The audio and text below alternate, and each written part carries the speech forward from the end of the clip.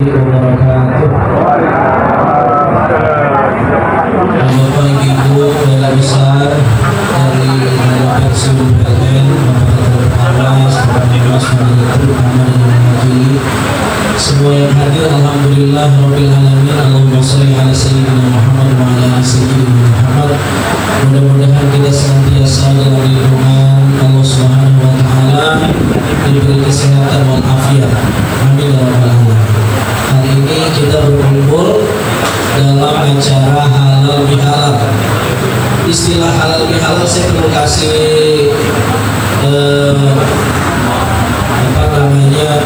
makna filosofinya nih. Istilah ini istilah Arab, Pak. Halal itu artinya antonim dari kata haram. Haram itu sesuatu yang tidak baik, sesuatu yang dosa, sesuatu yang sifatnya dikecam oleh agama, namanya haram. Lawan dari haram adalah halal. Halal itu sesuatu yang boleh dan sesuatu yang diridhoi oleh agama, namanya halal. Istilah ini istilah Arab tetapi keluar dari kaidah bahasa Arab. Jadi orang Arab sendiri nggak kenal istilah ini, halal bihalal, nggak kenal. Kenapa? Karena istilah ini murni kreasi dari para ulama Nusantara. Sejarahnya tahun 47 setelah Indonesia merdeka terjadi disintegrasi bangsa. Akhirnya Bung Karno mendatangi seorang ulama sepuh, namanya salah seorang ulama Nahdlatul Ulama, Syekh Wahab Hasbullah. Kata Bung Karno, Kiai, pasca merdeka musuh kita bukan eksternal lagi, bukan Belanda, bukan Jepang, tapi internal. Berapa banyak tokoh-tokoh bangsa dengan ideologi masing-masing lalu melupakan bahwa mereka sesama anak bangsa.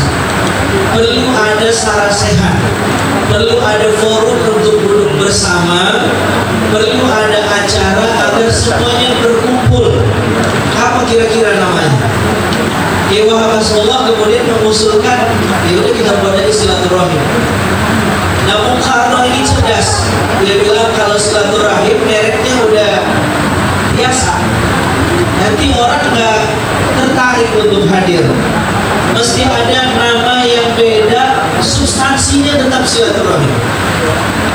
Akhirnya muncullah istilah halal bihalal. Karena kalau orang berantem, ribut, konflik itu dosa. Dosa itu tidak baik. Tidak baik itu istilah yang lebih konotasinya haram. Lawan dari haram adalah halal. Kalau kemarin ribut, konflik, maka lawannya sekarang adalah halal. Halal di halal. Kira-kira itu makna halal di halal.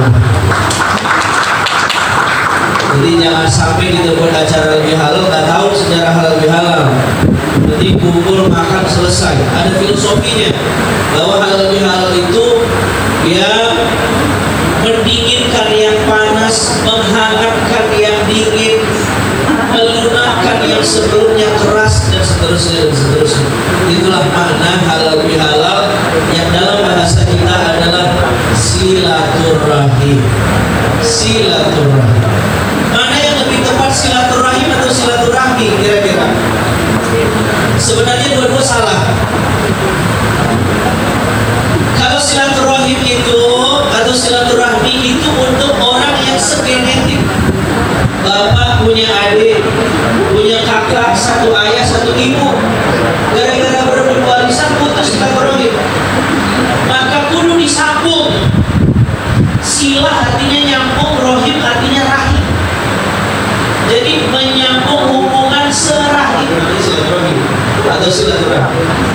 Tetapi kalau menyambung hubungan yang beda ayah, beda ibu, kayak kita pagi ini kan beda ayah, beda ibu, tapi diikat dengan apa? Ikatan emosional sesama keluarga besar dana pensiun PLN. Saya nggak tahu apakah ada dana pensiun itu. Karena diikat dengan itu namanya bukan silaturahim, tapi ukhuwah, persaudaraan. Bahasa agamanya ukhuwah, bahasa kitanya bersaudara. Lihat bagaimana agama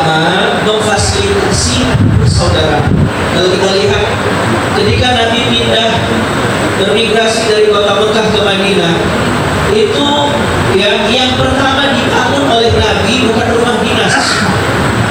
Nah, waktu itu kata Nabi efisiensi sama juga. Apa yang dilakukan oleh Nabi? Al-Ikhla, persaudaraan. Mendatang dengan pribumi disaudarakan oleh Nabi karena itu kekuatan yang luar biasa. Jadi itulah spirit dari halal bihalal. Ini gak usah lama-lama kalau tahu halal bihalal Pak ya, karena hidangan makan udah sampai ke sini baunya. Jadi saya singkat-singkat aja, yang penting filosofi halal bihalalnya udah tahu. Inti dari halal bihalal adalah open heart, membuka hati untuk orang.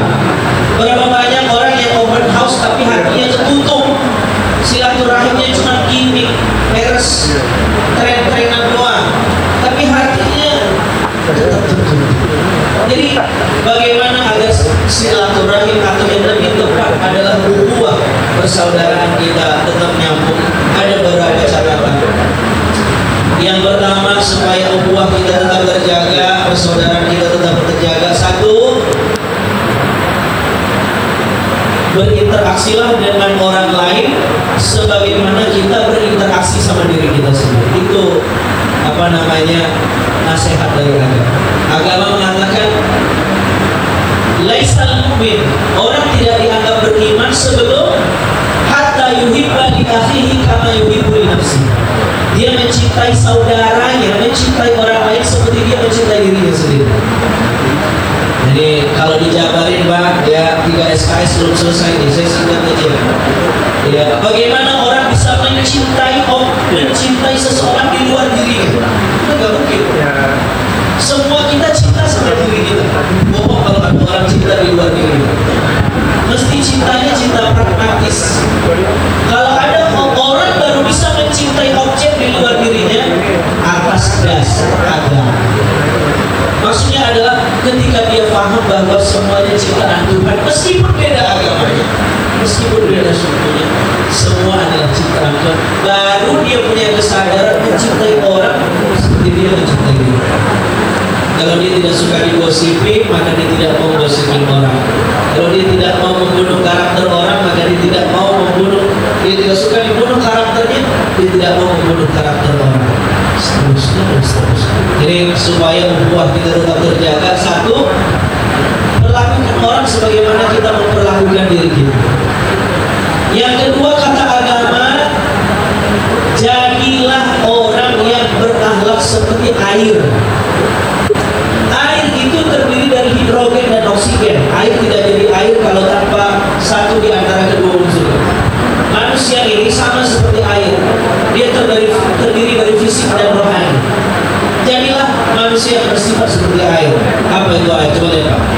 Ini gedung PLN Pak, kalau cuma ada bata, ada pasir, ada kerikil, nggak jadi Pak kalau nggak ada air. Karena semuanya keras. Ya nggak Pak? Legal. Masih ingat nggak? Coba saya tutup Pak. Jadi bangunan ini nggak jadi bangunan Pak kalau cuma ada material tapi nggak ada air yang menyatukan unsur-unsur yang keras itu. Nah, ukhuwah tidak akan mungkin terjadi cuma lip service dan gimmick saja kalau kita tidak berakhlak seperti air. Airlah yang menyatukan kedua. Ada apa dalam air? Sifat kesantunan, kelembutan, keramah-tamahan, altruisme, itu sifat air. Ya. Mudah-mudahan kita bisa mencontoh sifat air, dan ukhuwah kita tidak hanya di bulan Syawal tapi sepanjang tahun. Apalagi yang dinasihatkan para ulama agama agar persaudaraan kita tetap terjaga, yaitu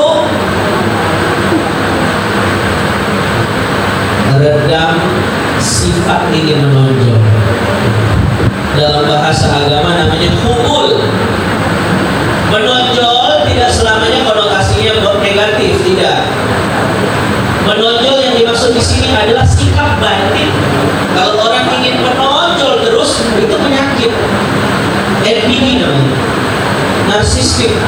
Dia pengen jadi pusat perhatian, jadi penyakit kan? Bahaya tuh. Kalau menonjol dalam konotasi ini jadinya negatif, dan ini yang buat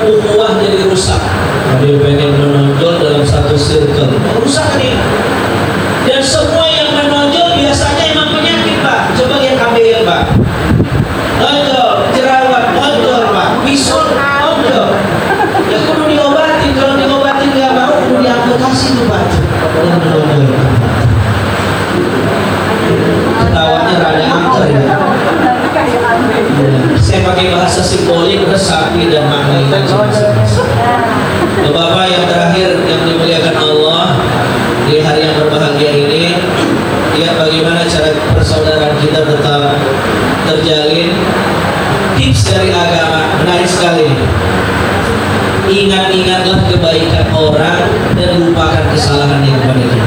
Sebaliknya, ingat-ingat kesalahan kita kepada orang dan lupakan kebaikan kita kepada kita. Berapa banyak di antara kita yang kita ingat kesalahan orang dan kita melupakan kebaikan orang lain. Makanya kita ingat kesalahannya mulu. Gak usah jauh-jauh, kita sama pasangan kita, sama bini kita. Kejauhan kita ngomongin halal bihalal sama orang, tapi sama pasangan itu kita nggak halal bihalal, Pak. Ya, yang kita ingin keburukannya aja, maka tidak ada harmonis, tidak ada persaudaraan. Persaudaraan baru bisa terjadi ketika dalam mata kita kebaikan orang lebih banyak daripada keburukannya, dan sebaliknya kesalahan kita anggap lebih banyak ke orang daripada kebaikan kita. Mudah-mudahan bermanfaat. Mudah-mudahan keluarga besar dana pensiun PLN tetap maslahah, memberi kebermanfaatan buat banyak orang, dan terus terjalin dalam persaudaraan, bukan hanya di momen Syawal halal bihalal, tapi untuk bulan-bulan berikutnya mudah-mudahan kita diberikan anugerah oleh Tuhan, yaitu persaudaraan dan kebersamaan.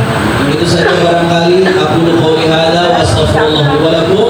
Assalamualaikum warahmatullahi wabarakatuh. Kita tutup. Terima kasih, kita tutup pakai doa. A'udzubillahi minasyaitonir rajim. Bismillahirrahmanirrahim. Allahumma shalli ala sayyidina Muhammad wa ala ali sayyidina Muhammad. Allahumma ij'al jam'ana hadza jam'an marhuma wa tafarruqana min ba'dihi tafarruqan mahfuma. Tuhan, jadikanlah pertemuan kami ini pertemuan yang penuh dengan rahmat-Mu, dan berpisahnya kami perpisahan yang penuh dengan kasih sayang-Mu. Tuhan, pandanglah kami dengan pandangan kasih sayang, dan celupkanlah kasih sayang itu di hati kami agar kami melihat orang lain dengan kacamata cinta. Tuhan, di bulan yang baik ini kami meminta kepadamu, terima amal kami, perbaiki urusan kami, dan buat kami lebih terkoneksi kepadamu. Allahumma dullani ala man yadulluni alaika wa usilni ila man yusiluni ilaika. Ya Allah, ya Rahman, ya Rahim, ya Mujib as-Sa'ilin, jadikanlah tempat di mana kami berada hari ini tempat yang baik, dan di dalamnya penuh dengan circle yang baik, dan kami menjadi orang yang lebih baik di bulan ini dan di bulan yang akan datang. Rabbana atina fid dunya hasanah wa fil akhirati hasanah wa qina adzabannar. Sallallahu wasallam ala Muhammadin. Sekali lagi, assalamualaikum warahmatullahi wabarakatuh.